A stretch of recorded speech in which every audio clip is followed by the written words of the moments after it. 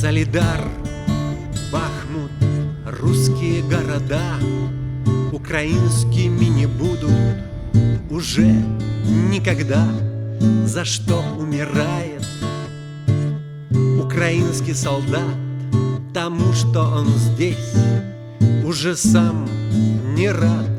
Посылает его преступная власть, которая жаждет больше украсть, но деньгами никак не насытиться ей.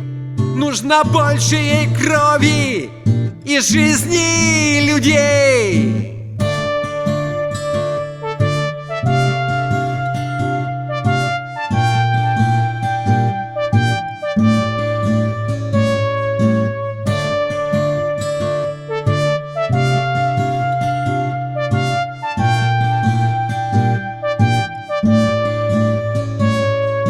Опять, как тогда, в 41-м году, взрывы снарядов, как в кошмарном аду.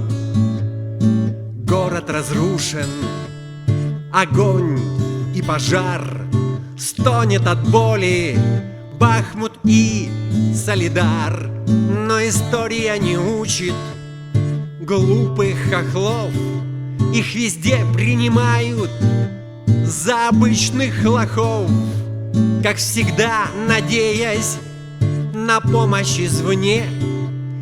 Хотят победить в этой грязной войне. Они превратились из брата в врага. В их теле растут хвост и рога. Россия ответит чертям на удар.